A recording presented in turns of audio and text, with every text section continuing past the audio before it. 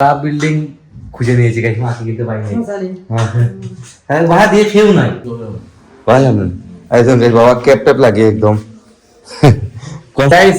এখন ঘরে কিন্তু কমেডি চলতেছে স্বাক্ষরকে নিয়ে। স্বাক্ষর কথা বলে না বেশি। ঠান্ডা তো পড়বে, ঠান্ডা লাগবে না। ঠান্ডা করেছে আজকে তারা এখানে -35 চলের -35 গাইস। আমরা মানে 16-17। Hello guys, good morning, welcome to my new blog. কেমন আছেন আপনারা সবাই? আশা করছি সবাই ভালো আছেন, আমি ভালো আছি গাইস। এখন পর্যন্ত আমি বেডে শুয়ে আছি। আজকে হচ্ছে ফ্রাইডে, এই দেখুন 11:34 AM 13 ডিসেম্বর। তো এইমাত্র ঘুম থেকে উঠলাম গাইস। ফ্রাইডে থাকার কারণে মানে শুধু ঘুমাতে ইচ্ছা করে। তারপর তো গাইস আবার শীতের সকাল, বুঝতেই পারতেছেন একদম লেপ মুড় দিয়ে ঘুমানো কতটা আরাম লাগে, কতটা ভালো লাগে বুঝতেই পারতেছেন। যাই হোক এখন উঠি গাইস।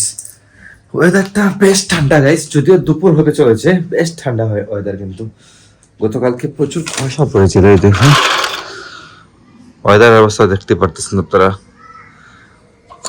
খুবই ঠান্ডা ওয়েদার কিন্তু গাইস। আর দেখে ঘরে কে কি করছে এদিকে গাইস।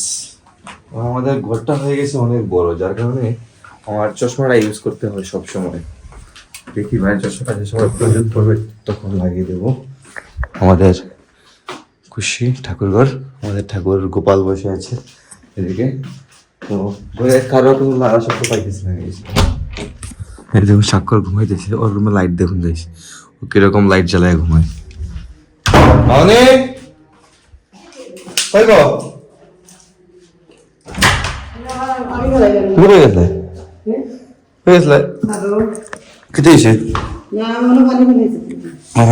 বাবু কই কিতা করেন গাইস? বাবা নিচে নাকি, দেখে আসি নিচে কি করতেছেন। গাইস বাবা পরিষ্কারের কাজে ব্যস্ত। এগুলো গাছ কিন্তু গতকালকে আনা হয়েছিল, এগুলো নার্সারি থেকে নিয়ে এসেছিলেন। আর বাকি গাছগুলো কই? নিচে সব গাইস যেগুলা সাজানোর জন্য আনা হয়েছে। কোথায় রাখবেন জানি না, তবে বাসার সামনে বুঝতে রাখবো। কই রাখবো বাবু? তবে একটা ভাই জানেন একদম গাইস বাবা ক্যাপ ট্যাপ লাগিয়ে একদম কুয়াশা করছে না গাইস। কুয়াশা কিন্তু আছে বাইরে। আর ছাদে কিন্তু আরো গাছ আনা হয়েছে, আরো গাছ আনা হয়েছিল গাইস। এগুলা বাকিটা ছাদে নিয়ে রাখা হয়। রইলিছে না কিতা লাগাইলিছে না গাছ? গাইস লাগানো হয় নাই, লাগিয়ে নেবেন। তো বলেছিলাম গাইস আমাদের ছাদে একদম বাগান হয়ে যাবে এখন, যে অবস্থা। যাই হোক, তো দেখি নাস্তা কি করা যায়। ঘুমতে উঠলাম মাত্র, আর ফ্রাইডের দিন। বাবা আজকে বাজার যান না, বাবা বলেছেন যে আজকে কাজ করবেন।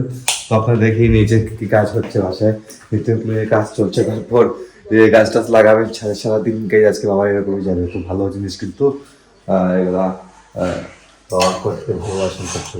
তো গাইজ এখন আসলাম ছাদে। আর দেখুন দিকে আমাদের গাঁদা ফুলের চারাগুলো লাগানো হয়ে গেছে, মানে ধীরে ধীরে হইতেছে আর কি। এতটুকু পর্যন্ত হয়েছে, আরো কিছু বাকি রয়ে গেছে। লাগানো হয়েছে 1টা 2টা 3টা 4টা 5টা 6টা 7টা, টোটালি 7টা চারা এখন পর্যন্ত লাগানো হয়েছে।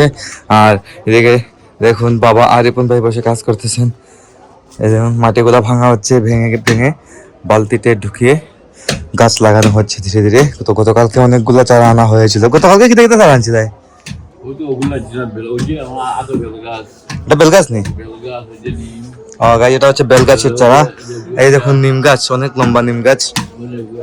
আর তারপর হচ্ছে এই দেখুন লেবু গাছের চারা আনা হয়েছে।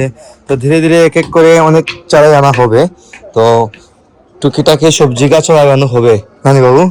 এই টমেটো থেকে শুরু করে অনেকগুলো গাছ লাগানো হবে। বেগুনের চারাও আছে ওখানে, কোথায় যেন এই জায়গাটাতে।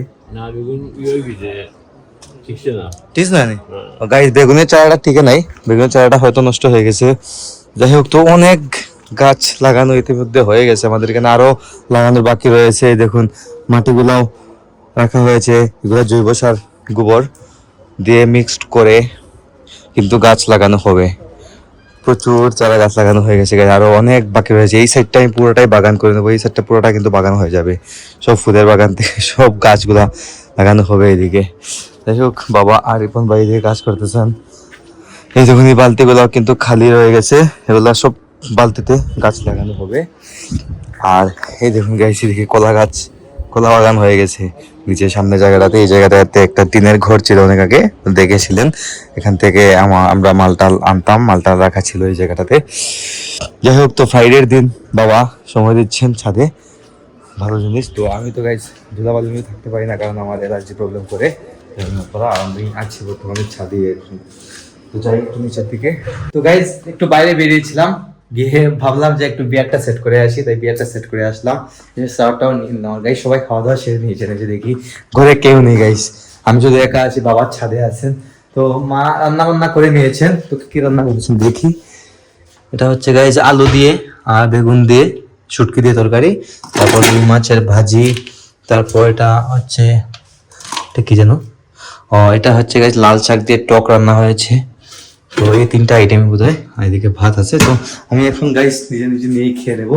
খাওয়া দাওয়া করে অনেক খিদা লেগে গেছে, কিন্তু সকাল থেকে কিছুই খাইনি। সকালে জাস্ট আমি 2-3টা খেজুর খেয়েছিলাম, আর কিছুই খাইনি আজকে। ভাবলাম যে ওয়ার্কআউট করি নাই, তো এত হেভি ব্রেকফাস্ট করে লাভ নেই। তো এবং দুপুরে লাঞ্চটা করছি সন্ধ্যার সময়। কিছু করার নেই গাইস, প্রতিদিন একই টাইম আমার হয়ে যায়, না চাইতেও কিন্তু একই টাইমে আমার খাওয়া দাওয়া হয়, কিছু করার নেই। তো খাওয়া দাওয়া সারিয়ে এখন গাইস আমি খেতে বসেছি, আর এদিকে অর্ধেক খাওয়া শেষ করে দিয়েছি। এদিকে মাছ কোথায় গেলে তুমি? গাইস আমি সারা বিল্ডিং খুঁজে নিয়েছি গাইস, মাকে কিন্তু পাইনি। ভাড়া দিয়ে খেয়েও নাই, আমি স্নান থেকে বেরিয়েছি, বেরিয়ে দিয়ে খেয়েও নেই। তো মা লাগাবার দিয়েছিল, ভালো হয়েছে। আমি কিন্তু নিজে নিজে ভাত নিয়ে খাইতেছি একজন গাইস, মা খাওয়া অলরেডি কমপ্লিট হয়ে যাচ্ছে। দেখ সন্ধ্যা হয়ে গেছে এখন, মা এদিকে দুপাতে দিবে না, প্রতিদিন তো গাই জানেন সন্ধ্যার সময় খাই আমি।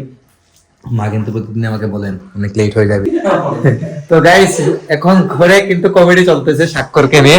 স্বাক্ষর কথা বলে না বেশি, বিদায় মা একটু হাসাহাসি করছেন স্বাক্ষরকে নিয়ে, মানে এগুলা পার্সোনাল কিছু বিষয় নিয়ে গাইস হাসাহাসি চলছে আর কি। তো তুই কই গেছলে? ও গাইস বেরিয়েছিল বাইক নিয়ে, ঘোরাঘুরি করে আসছে কিছুক্ষণ। আর এদিকে মা দেখুন জব করতে বসে আছেন। তো আমরা ড্রয়িং রুমে আছি এখন। তখন গেলা মানে কিছু কেনার কিছু বুঝি গাইস। বাবা একটু বাইরে গেছেন, বাজার টাজার করে নিয়ে আসেন আর কি, টুকিটাকি জিনিস যা আছে। আপনারা তো জানেন প্রতি শুক্রবার আগে বাজার হতো, তো এখনো হয়। তবে নতুন বাসাতে আসার পর থেকে কি প্রতি শুক্রবারে একটা না একটা কাজ লেগে থাকে, তাই প্রপারলি বাজারটা হয়ে উঠছে না আমাদের। রাত্রে করে তো প্রপারলি আগে দিলা শুক্রবারে বাজার হইতিলা, তো অন্য এখন গাইজ এই কথাটাই বলছি আমি। মানে আগে যেরকম শুক্রবারে ঘুম থেকে উঠেই বাবা বাজারে যেতেন, এটা হচ্ছে না আর কি এই বাজারে আসার পর থেকে। তো হয়ে যাবে কিছুদিন পর, আর সব কিছু ঠিকঠাক হয়ে গেলে আর কি। ঠান্ডা কোনটা বাইরে? ঠান্ডা তো পড়বে, ঠান্ডা লাগবে না।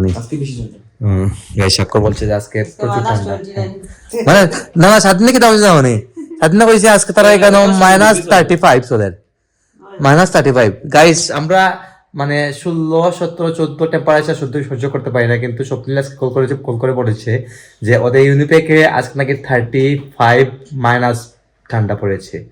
এবং বুঝুন কেউ পরিমাণ ঠান্ডা ওখানে পড়ে। তো আমি স্বাধীন মানে আমার ভাই বলে যে কানাডার মধ্যে সব থেকে বেশি ঠান্ডা ওখানেই পড়ে উইনিপেগে। কেউ খেলা সহ্য করেন না 5-6 বছর থেকে, তবে আমি গিয়ে গেছি। হ্যাঁ অন্য এরকম ঠান্ডা পড়ে না, প্রচুর ঠান্ডা পড়ে।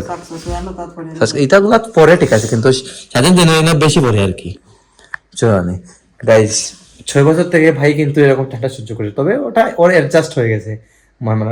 বুঝতে পারতেছি বাইরে গেলে ঠান্ডা আর কি, বাইরে গেলে তো গাড়ি আছে, গাড়ি করে যার গাইস। বাইরে ঘর থেকে বের হলে গাড়ি আছে, গাড়ির মধ্যে হিটার লাগানো আছে, ঘরের মধ্যে হিটার আছে। তো যদি ওয়েদারের সাথে বাইরে একটু যদি বের হয় তাই ঠান্ডাটা লাগে আর কি। তারপরে তো কিন্তু এরকম চলাফেরাটা কিন্তু হয় না, মানে এরকম চলাফেরা করা যায় না আসলে। গাইস বাইরে যতই বলেন না কেন যাওয়া লাগে না, কিন্তু যেতে তো হয় গাইস, একটু না একটু কিছু না কিছু কারণে যেতেই হয়। যাই হোক, তো আমাদের এখানেও কিন্তু আজকে প্রচন্ড ঠান্ডা পড়েছে। তো আমি একটু বের হবো বন্ধুদের সাথে, গিয়ে ঘোরাঘুরি করে আসবো। মানে একদম ফিটিং করে যেতে হবে আর কি, একদম প্রোটেকশন নিয়ে বের হতে হবে, যেহেতু আমি বাইক ড্রাইভ করি সব সময়, আর বাইকে তো আরো বেশি ঠান্ডা লাগে, সেটা আপনারা জানেন।